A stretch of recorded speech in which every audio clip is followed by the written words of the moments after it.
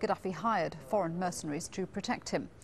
Matt Pennington is an advocate for Refugees International and joins me now live from Washington. Good to have you with us, Matt. I know that you or your group have spoken to several groups of black Libyans and sub-Saharan Africans. What are they telling you about their fears for the future now in Libya?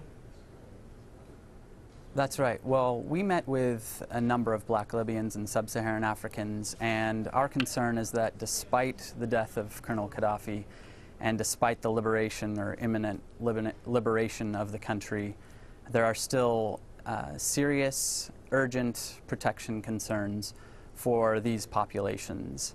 I met with Tauargan population, black Libyans from a town of Tauwerga, 35,000 population before the conflict. This town was ransacked in a major act of reprisal by Mosratan rebels after the fall of Mosrata in August. And this population of 35,000 was forced on the run.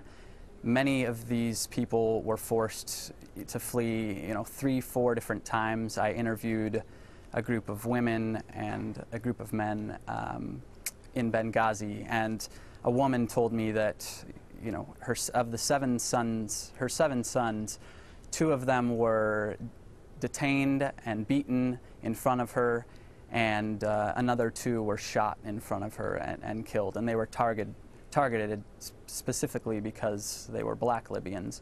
I also interviewed a boy who was 15 years old who fled Tauwerga, was separated from his family, and he was attacked in the desert by Mosratan rebels. He was called horrific names and he was stabbed with a bayonet.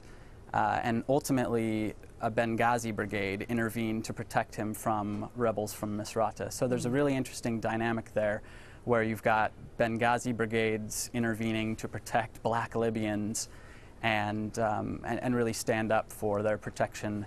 So they've been moved to this makeshift camp in Benghazi at a former Turkish construction site, and that's where I interviewed a number of black Libyans. But certainly, and of course, a lot of refugees actually left Libya altogether because of fears that they were going to be targeted for reprisals, because it was assumed that they were Gaddafi supporters.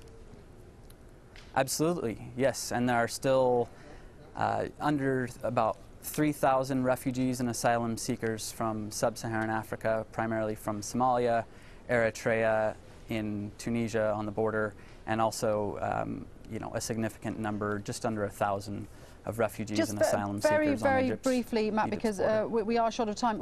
What steps should the NTC take now to ensure that these reprisals don't happen? Well, we're calling on the NTC to fulfill the promises of the revolution, to come out in public in front of the Libyan population and make clear, unambiguous statements to rebel commanders that these revenge attacks will not be tolerated under the new Libya.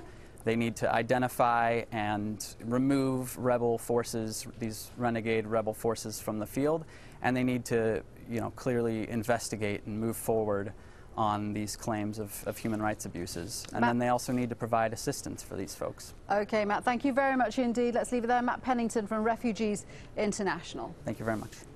Thanks.